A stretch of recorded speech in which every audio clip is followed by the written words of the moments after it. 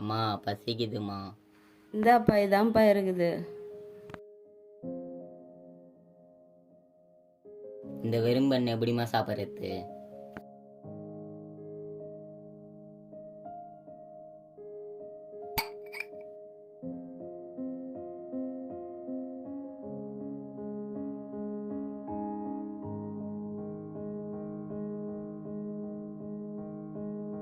மூத்த அத்தை குஷ்டு வர மாதிரி குஷ்டு வரடா மூக்கு முட்டை. என்னைக்காவது எங்களை பற்றி நினச்சி பார்த்துருக்கியா நீ? ஏய் அவன் போடி, ஊரில் அவனை குடிக்காமலா இருக்கான்?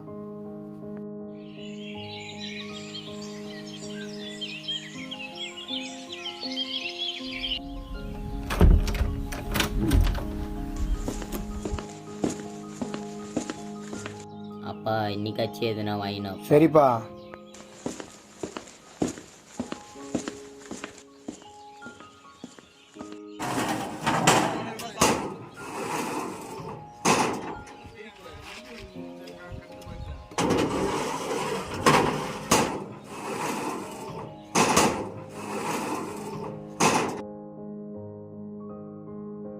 தம்பி இங்க வாப்பா, சம்பளம் வாங்கிக்கப்பா.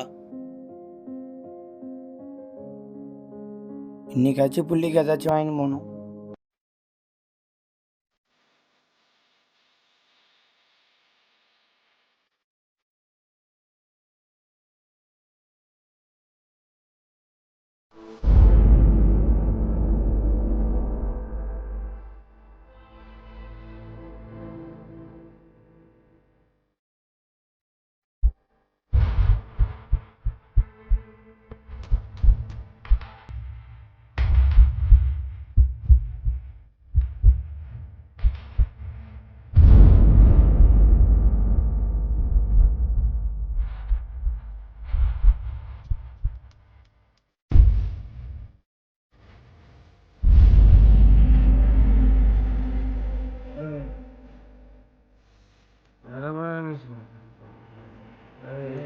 பா போ, ஏந்திருப்பா போ.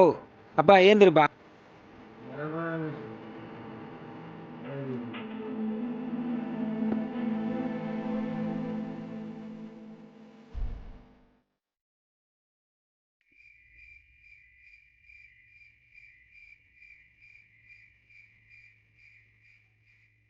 அம்மா அப்பாவை பாருமா. காலையில் தானேயா சொன்னேன், அது மறுபடியும் அதே மாதிரி வரியாயா?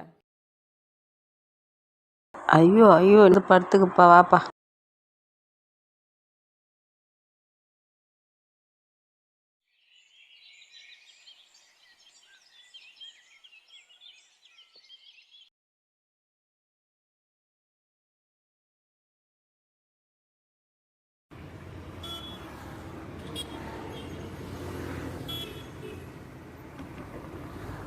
என்னடா சோகமா உட்காந்து இருக்க? எங்கள் வீட்டில் சாப்பாட்டுக்கே வழி இல்லைடா. அதெல்லாம் தெரியாமல் எங்கள் அப்பா தினமும் ஃபுல்லாக குடிச்சிட்டு வராரா. உங்க வீட்லயுமாடா? எங்க வீட்லயும் அதான்டா. உங்க 2 பேர் வீட்டில் மட்டும் இல்லடா, ஊர்ல இருக்கிற பாதி பேர் வீட்டில் அப்படிதான்டா நடக்குது. நம்ம இதெல்லாம் எப்படியாச்சும் மாத்தணும்டா. ஊரில் இருக்கிற ஒயின் ஷாப் எப்படியாச்சும் மூணுண்டா. நம்மளால என்னென்ன பண்ண முடியும்? நம்மளே சின்ன பசங்க, நம்ம சொன்னால் யாரை கேட்பாங்க? வாங்கடா நம்ம ஊர் தலைவர் போய் பேசுவோம். அன்னைக்கே ஒயின் ஷாப்பை மூடுறேன்னு சொன்னார், இன்னும் மூடல. வாங்கடா போவோம்.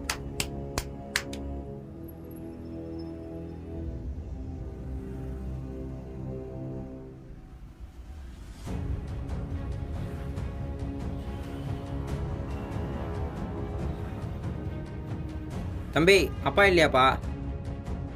அப்பா கொல்லிக்கு போய்க்கிறாரு.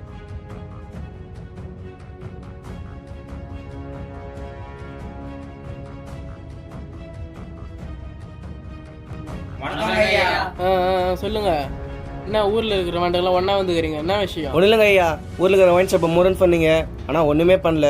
மூடிங்களா மாட்டிங்களா? என்னது ஒயின் ஷாப் போகணும்மா? டேய் போங்கடா, இப்போ படிக்கிற வேலையை பாருங்க போங்க. இதெல்லாம் வேஸ்ட்டுடா. நம்மள மாரி இருக்கிற ஊரில் இருக்கிற பசங்கிட்ட போய் சொல்லுவோம்டா. ஆனால் நம்ம சொன்னால் கேட்பாங்களாடா? நம்ம சொன்னால் கேட்க மாட்டாங்க தான். நடந்தது சொல்லுவோம், நடந்தது சொன்னால் கேட்பாங்கல்ல.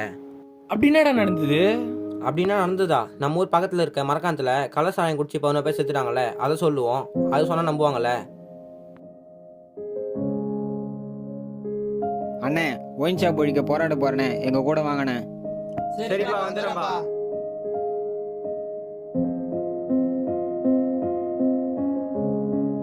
தம்பி ஒயின் ஷாப் ஒழிக்க போராட போகிறோம்பா, என் கூட வாங்கப்பா. வாங்கடா போலாம்.